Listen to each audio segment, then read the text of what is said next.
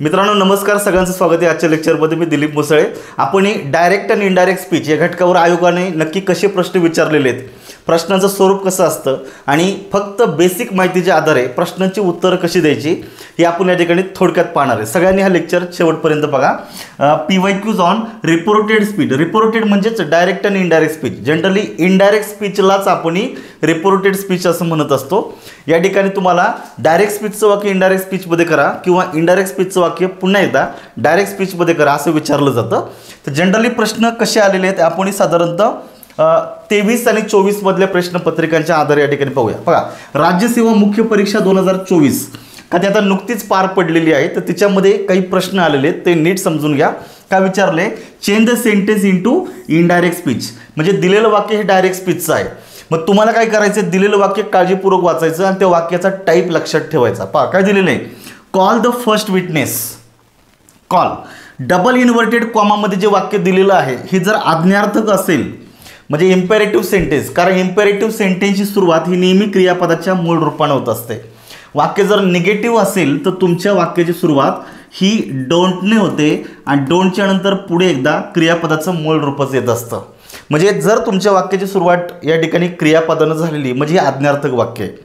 म्हणजे double inverted कॉमामधलं वाक्य imperative आहे तर वाक्य व्यवस्थित समजून घ्या. Call the first witness sed the जज.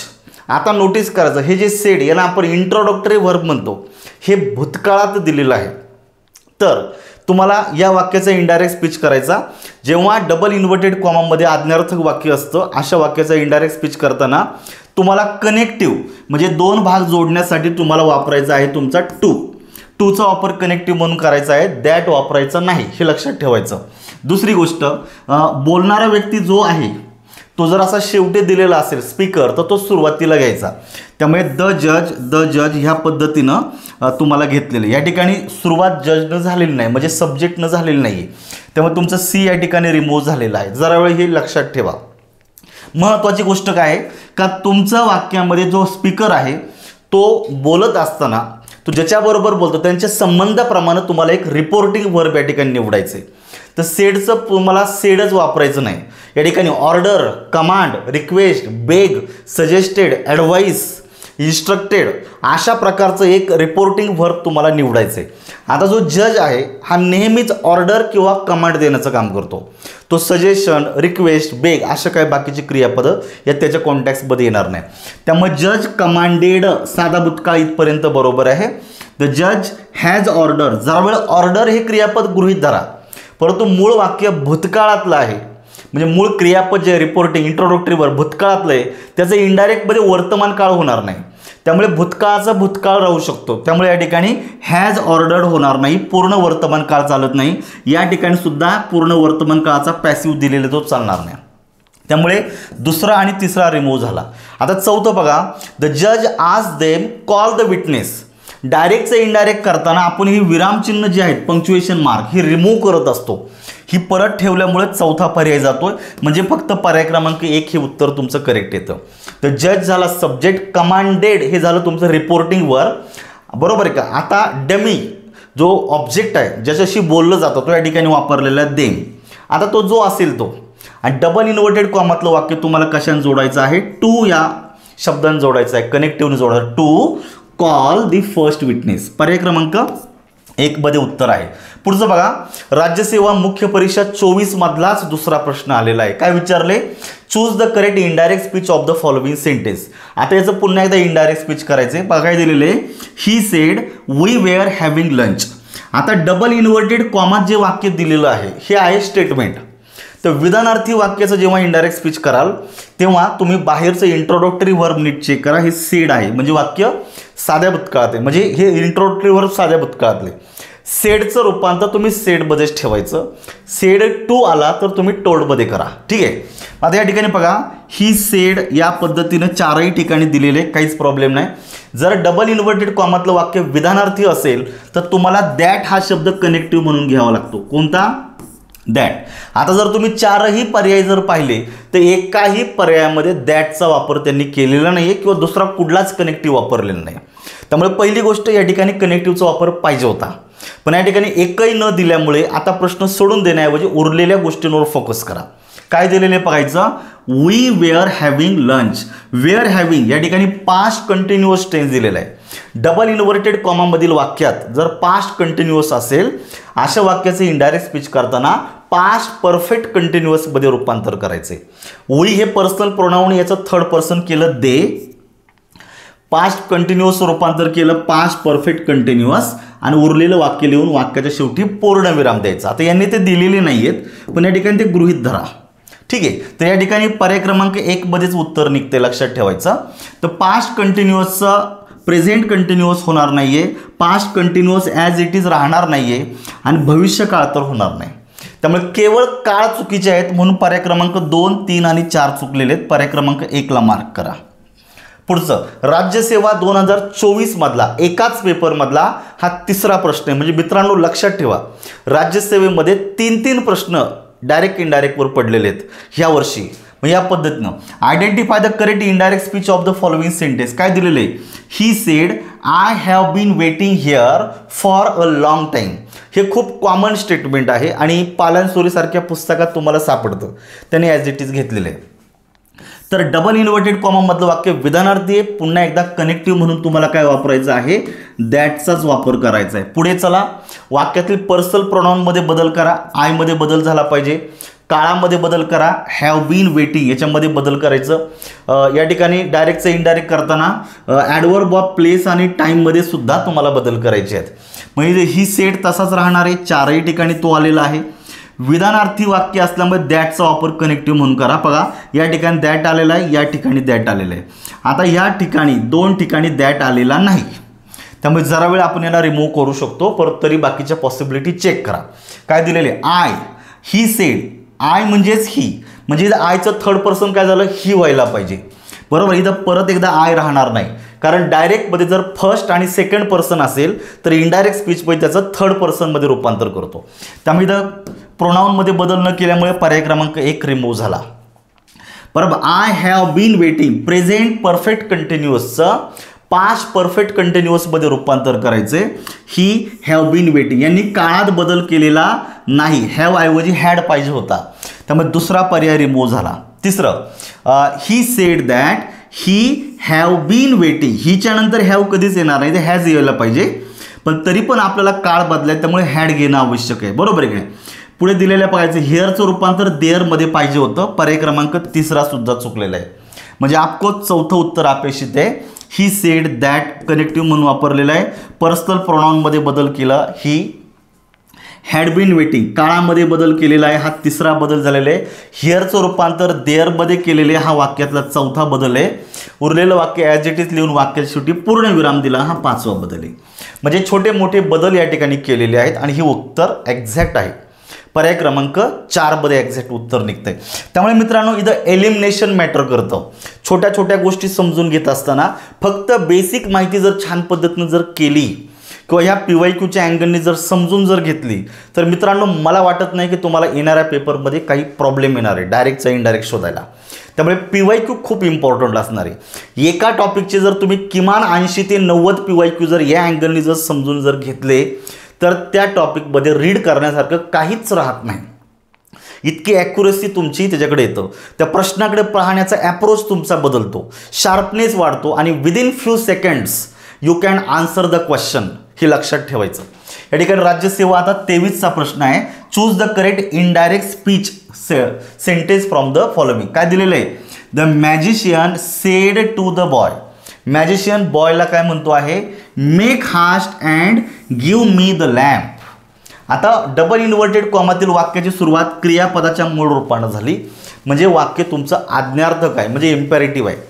इम्पेरेटिव्ह वाक्याचा इनडायरेक्ट स्पीचमध्ये रूपांतर करताना ते जोडायचं कशाने, टू या कनेक्टिव्हने जोडायचं आहे. चेक करूयात. The magician said to. आता सेड टू ऐवजी तुम्ही टोल्ड घेऊ शकता, कमांडेड घेऊ शकता, अर्ग घेऊ शकता, ह्या पद्धतीनं. ठीक आहे, फक्त टूचा वापर होणार नाही, त्यामुळे पर्याय क्रमांक 4 गेला. टोल्ड, कमांडेड, अर्ग, रिक्वेस्टेड, सजेस्टेड असे रिपोर्टिंग व्हर्ब या ठिकाणी येऊ शकतात.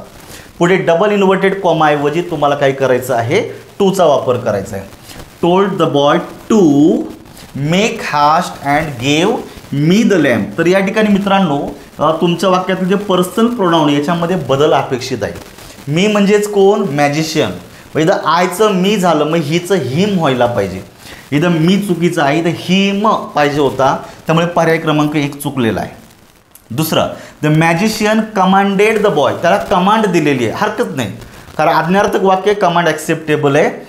इथं डबल इन्व्हर्टेड कॉमाऐवजी टू घेतलेला आहे. टू मेक हास्ट अँड तुम्हाला दुसरं वाक्य परत एकदा जोडायचं आहे, कारण इथं परत एक क्रियापद आलेले म्हणजे वाक्य आज्ञार्थक आहे. तुम्हाला परत टू न जोडावं लागेल. To give him the lamp. तर हे उत्तर तुमचं अपेक्षित आहे. The magician urged the boy to make haste and gave him the lamp. गिवचा भूतकाळ गेव होणार नाही, कारण वाक्य आज्ञार्थक आहे. आज्ञार्थक वाक्याचं इनडायरेक्ट स्पीच करताना हे जे मुख्य क्रियापद आहे याचा भूतकाळ होत नसतो, कारण जेव्हा तुम्ही टू न जोडताना ते टूच्या नंतर नेहमी क्रियापद मूळ रूपात येतं आणि त्याचं इन्फिनिटिव्हमध्ये रूपांतर होतं. त्यामुळे या ठिकाणी तुमच्या वाक्यामध्ये गेव नाही वापरायचा. ठीक आहे, त्यामुळे तिसरा पर्याय जातो. चौथा तर तसाही रिमूव्ह केला होता, त्यामुळे पर्याय क्रमांक 2 हे एक्झॅक्ट उत्तर आहे. एलिमिनेशन करा. आणि बेसिक गोष्टी का डायरेक्टचं इनडायरेक्ट करत असताना विधानार्थी वाक्यासाठी कनेक्टिव्ह कुठला येतो, रिपोर्टिंग व्हर्ब कुठलं येतं, पर्सनल प्रोनाउनमध्ये बदल कसे होतात, टेन्समध्ये बदल होतो का, वाक्याच्या रूपात कसा बदल केला जातो, वाक्याच्या शेवटी पूर्णविराम आलेला आहे का, ह्या बेसिक रिक्वायरमेंटवर जर काम जर केलं तर ऑलमोस्ट प्रश्न सुटतात. आणि एखाद दुसरा प्रश्न जर नवीन असेल तर त्याच्यासाठी आपण वाचन तसंही करतोच आहे. त्यामुळे नवीन कंटेंटमधलं म्हणजे नवीन प्रश्न जर आला तर आपल्या रिडिंगच्या आधारे तो सुटू शकतो, हे लक्षात ठेवायचं. पुढचा प्रश्न दिलेला आहे गट क मुख्य सेवा 2000 म्हणजे मुख्य परीक्षा 2023 आलेला आहे. गट कच्या फाइंड द करेक्ट इनडायरेक्ट स्पीचमध्ये विचारले. काय विचारले बघा. आणि विशेष म्हणजे मी सलग घेतोय राज्यसेवा गट ब गट क 23 आणि 24 ह्या पद्धतीनं आपण चाललेले. आता 24चा फक्त राज्यसेवा झालेली आहे आत्तापर्यंत. या ठिकाणी गट ब 2023 ह्या टॉपिकवर काय प्रश्न आला नव्हता, त्यामुळे गट कला आलेला आहे, तर ते पाहून घ्या. या ठिकाणी काय दिलेले आहे, ही सेड आय शाल गो होम. वाक्य विधानार्थी आहे. इथं डायरेक्टचं इनडायरेक्ट करताना तुम्हाला दॅटचा वापर कनेक्टिव्ह म्हणून करायचा आहे. बाय द वे 4ही ठिकाणी दॅट दिलेला आहे. आता बघा इंट्रोडक्टरी व्हर्ब हे भूतकाळात दिलेलं आहे सेड. मग जर सेड असेल तर डायरेक्टचं इनडायरेक्ट करताना परत सेज वर्तमान काळ होणार नाही. त्यामुळे या ठिकाणी रिपोर्टिंग व्हर्ब चुकीचं वापरल्यामुळे पर्याय क्रमांक 1 गेला. या ठिकाणी सुद्धा रिपोर्टिंग व्हर्ब चुकीचं वापरल्यामुळे पर्याय क्रमांक 4 रिमूव्ह झाला. हे एलिमिनेशन जागच्या जागी करत चालायचं. याच्यामुळं काय होतं का तुम्ही काही सेकंदामध्ये 50-50वर येता आणि काही क्षणात तुमचं उत्तर मिळून जातं. मग बघा ही सेड, आय म्हणजेच कोण रे, आय म्हणजे ही. मग आयचं थर्ड पर्सन झालं तुमचं ही, बरोबर. इथं ही आलेलं आहे. पुढे शाल आणि विल यांनी जर भविष्यकाळ व्यक्त होत असेल तर शाल आणि विलचं रूपांतर तुम्हाला ओल्डमध्ये करायचं. या ठिकाणी ओल्ड दिलेलं आहे. उरलेल्या वाक्यात काहीच बदल नाही आहे. मग आता या वाक्यामध्ये बघा शालचं रूपांतर ओल्डमध्ये करणं अपेक्षित होतं, यांनी शाल तसाच ठेवलेला आहे जो चुकलेला आहे, म्हणून पर्याय क्रमांक 2 रिमूव्ह झाला. उत्तर येतं पर्याय क्रमांक 3. तर या पद्धतीनं उत्तर देता आली पाहिजे मित्रांनो. पुढे बघा महाराष्ट्र गट क सेवा मुख्य परीक्षा 2023 मधला हा दुसरा प्रश्न आहे. काय विचारले, choose the correct reported verb. बघा he said I do not wish to see any of you. I do not wish to see any of you. मला तुम्हाला एकालाही भेटण्याची इच्छा नाही. आणि दुसरं वाक्य दिलेलं आहे गो अवे. आता बघा पहिल्या वाक्याची सुरुवात सब्जेक्ट न झाली म्हणजे वाक्य विधानार्थी आहे. दुसऱ्या वाक्याची सुरुवात गो ह्या क्रियापदाच्या मूळ रूपात झालं म्हणजे वाक्य आज्ञार्थक आहे. 2 भिन्न वाक्य तुम्हाला डायरेक्ट स्पीचमध्ये दिलेली आहे. मग तुम्हाला काय करायचं आहे, ह्या दोनही वाक्यांच्या प्रकारानुसार इनडायरेक्ट स्पीच करायचं आहे. पहिल्या वाक्याचं इनडायरेक्ट स्पीच करून घ्या, नंतर दुसऱ्या वाक्याचं इनडायरेक्ट स्पीच करा आणि ह्या 2 वाक्यांमध्ये जो संबंध आहे ह्या संबंधाप्रमाणे एक ॲप्रोप्रिएट कनेक्टिव्ह निवडा आणि ते 2 वाक्याचे 2 इनडायरेक्ट स्पीच जोडून द्या. बघा पहिलं आपण काय करूया, पहिल्या वाक्याचं इनडायरेक्ट स्पीच करूया. इथपर्यंत तुमचं पहिलं वाक्य आहे he said I do not wish to see any of you आणि दुसरं वाक्य आहे ही सेड गो अवे म्हणजे आज्ञार्थक वाक्य. पहिल्या वाक्याचं इनडायरेक्ट स्पीच बघा. सेडचं रूपांतर सेडमध्ये ठेवलं तरी चालेल, काय हरकत नाही. एक्सक्लेम्ड होणार नाही कारण हे उद्गारवाचक वाक्य नाही आहे, त्यामुळे एक्सक्लेम्ड होणार नाही. पर्याय क्रमांक 3 गेला. सेडचं रूपांतर सेड 2 मध्ये होणार नाही, त्यामुळे मित्रांनो पर्याय क्रमांक 4 गेला. आता राहिले 2च. टोल्ड जरा वेळ गृहीत धरा. जनरली सेडचं रूपांतर सेडमध्येच होतं, पण टोल्ड जरा वेळ गृहीत धरा काय होतं ते पुढे पाहूया. सेड अवतरण चिन्हाच्या ऐवजी दॅट घ्या. पहिलं वाक्य विधानार्थी आहे, दॅटचा वापर कनेक्टिव्ह म्हणून आला पाहिजे. आय म्हणजेच ही, मग याचं थर्ड पर्सन झालं ही. डू नॉटचं रूपांतर केलं डिड नॉट, इथपर्यंत बरोबर आहे. Wish to see any of you, wish to see any of यूचं रूपांतर थर्ड पर्सन केलं देम, एनी ऑफ देम, इथपर्यंतचं वाक्य बरोबर आहे. And dot dot go away. आता निघून जायला सांगितलेले, म्हणजे त्यांना ऑर्डर दिलेली आहे का तुम्ही इथून निघून जा, कमांड दिलेली निघून जा, त्यांना शिक्षा दिलेली नाही. त्यामुळे पनिश हा शब्द चुकीचा वापरलेला त्यांनी. त्यामुळे इथं पर्याय क्रमांक 2 चुकतं, म्हणजे ऑफकोर्स 1 नंबर उत्तर 100% बरोबर आहे. पुढे दिलेले अँड ऑर्डर देम, दुसरं वाक्य जे दिलेलं आहे हे आज्ञार्थक आहे. टू हे कनेक्टिव्ह वापरलं आणि उरलेलं वाक्य जोडून दिलं. 100% उत्तर बरोबर येते. पहिल्या वाक्याचा इनडायरेक्ट स्पीच केला, दुसऱ्या वाक्याचा इनडायरेक्ट स्पीच केला, आणि दोनही वाक्य या ठिकाणी अँड ऑर्डर देम ह्या भागाने जोडून दिलेली, कारण 2 वाक्यांमध्ये संबंध तसाच आहे. पहिल्या वाक्यामध्ये त्यांनी सांगितलेले तसं धमकी दिली, आणि दुसऱ्या वाक्यामध्ये तिथून निघून जाण्याची ऑर्डर दिली. ठीक आहे, ह्या पद्धतीने उत्तर 100% बरोबर आहे. पुढचं बघा, डिपार्टमेंटल ASO 2023. तर या 23च्या पेपरमध्ये सुद्धा काय आलेले ते चेक करा. आता ही एक्झाम ऑनलाईन झाली होती, त्यामुळे तिचा फॉर्मॅट वेगळा आहे. पहा काय दिलेलं आहे, द पोएट सेड. पोएट काय म्हणतो आहे, let not ambition mock their useful toy. Useful toy लेटने सुरू झालेलं वाक्य आहे. ठीक आहे, आता या ठिकाणी बघायचं, select the correct indirect narration विचारले. बघा, the poet sed that, the poet told that, the poet wished that, and the poet sed that. जरा वेळ आपण गृहीत धरूया, दॅट आलेले सगळीकडं. ठीक आहे, मग पुढे दिलेलं आहे लेट. आता लेट आता परत इनडायरेक्टमध्ये घेण्याची गरज नाही, बरोबर आहे. नॉट ॲम्बिशन, आधी जर बघायचं ambition mock their useful toy. या ठिकाणी कुठेतरी लेटनी तुम्हाला सजेशन दिलेलं आहे, त्यामुळे तर तुम्ही ॲडवाईस किंवा सजेशनसाठी शुडचा वापर करू शकता. वाक्य निगेटिव्ह आहे, इथं तुम्हाला दिलेलं आहे शुड नॉट, बरोबर आहे का. Mock their useful toy. तर मित्रांनो हे उत्तर तुमचं बरोबर आहे, कारण लेटच्या वाक्यातून या ठिकाणी ॲडवाईस दिलेला आलेला आहे. त्यामुळे ॲडवाईससाठी तुम्ही या ठिकाणी शुड वापरलेलं आहे, कारण या ठिकाणी निगेटिव्ह वर्ड आहे, हा तुम्हाला कुठल्या तरी मॉडल ॲक्झुलरीनं जोडायला पाहिजे होता. आता लेट इनडायरेक्टमध्ये परत येणार नाही, त्यामुळे या ठिकाणी शुड घेतलेला आहे, कारण इथे ॲडवाईस व्यक्त केलेलं आहे. Should not mock their useful toy, काहीच चुकीचं नाही आहे. पर्याय क्रमांक 1 मध्ये उत्तर येते. मग बाकीचे का चुकीचे आहेत ते खात्री करून घ्या. मग जर तुम्हाला या ठिकाणी जर शाल वापरायचं असेल तर शालचं शुड घ्या, इनडायरेक्टमध्ये परत शाल येणार नाही, कारण डायरेक्टचं इनडायरेक्ट करताना शालचं शुड होतं, विलचं शालचं शुड पण होतं, शालचं वुड पण होतं, विलचं वुड होतं, कॅनचं कुड होतं, मेचं माईट होतं, बरोबर आहे का. म्हणजे आपण भूतकाळी रूपं करीत जातो इनडायरेक्ट स्पीचमध्ये. त्यामुळे इनडायरेक्ट स्पीचमध्ये या प्रकारे तुम्हाला वर्तमान म्हणजे भविष्य काळातलं असं मूळ रूप वापरायचं नाही, याची भूतकाळी रूपं वापरा, वुड घ्या किंवा शुड घ्या. त्यामुळे दुसरं वाक्य चुकलेलं आहे. The poet wish that ambition will not, विलचं रूपांतर ओल्डमध्ये होणं अपेक्षित आहे, त्यामुळे हे सुद्धा चुकलेलं आहे. And the poet sed that ambition should not mock at its useful toy. जर वाक्यात मूळ वाक्यात देअर दिलेलं आहे तर देअरचं रूपांतर इटमध्ये होणार नाही, देअरचं देअरमध्येच ठेवायचं, आणि इटमध्ये म्हणजे जर डायरेक्टमध्ये जर इट असेल तर इनडायरेक्टमध्ये इटच वापरायचा. त्यामुळे देअरचं इटमध्ये रूपांतर होत नाही.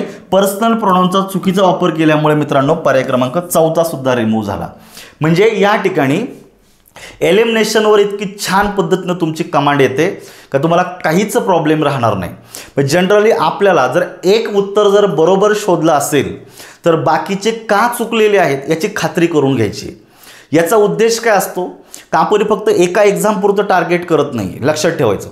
पुढेही आपल्याला बाकीच्या पॅरलली भरपूर एक्झाम येतात, त्यामुळे तुमचं ॲप्रोच क्लिअर होऊन जाणार याच्यामुळे. आणि जेणेकरून काय होतं का आगामी येणाऱ्या एक्झाममध्ये कमी वेळेमध्ये मॅक्सिमम स्कोर जर तुम्हाला जर करायचा असेल तर या PYQचा या अँगलनी अभ्यास केला पाहिजे. बेसिक्सवर कमांड मिळवा, प्रश्नांचं स्वरूप समजून घ्या, प्रश्नांचं एलिमिनेशन करण्याचा प्रयत्न करा, कमी वेळेमध्ये ॲक्युरसी वाढवा, जेणेकरून तुम्हाला 50 प्रश्नांपैकी 40 प्रश्न क्रॉस करता येतील जिथे तुमची उत्तरं बरोबर आलेली आहे. कारण आपला हा 100 मार्क्सचा पेपर असतो मराठी आणि इंग्लिशचा गट ब गट क मध्ये. तर यामध्ये मराठीमध्ये मुलं 40, 42, 44, 45 पर्यंत मार्क्स पाडतात, तर मराठी विषयात 40, 42, 45 मार्कला तेव्हाच व्हॅल्यू राहतो जेव्हा त्याला इंग्लिशची जोड भेटते. आणि इंग्लिशमध्ये सुद्धा आत्ताच्या ह्याच बॅचमध्ये आपल्या की 40, 42 पर्यंत विद्यार्थी गेलेले आहेत.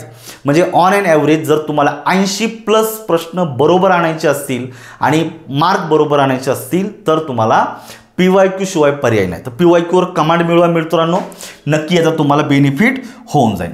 चला आपल्याला या ठिकाणी थांबायचं. तर थांबण्या अगोदर मित्रांनो, जे विद्यार्थी या ठिकाणी माझ्या यूट्यूबला जॉईन झालेले आहेत मोठ्या संख्येनं, आत्तापर्यंत 3000 विद्यार्थ्यांचा टप्पा पार झालेला आहे का त्या विद्यार्थ्यांनी आपली PYQची बॅच जॉईन केलेली आहे. तर जवळपास 3000+ विद्यार्थी या बॅचमधून गेलेले आहेत.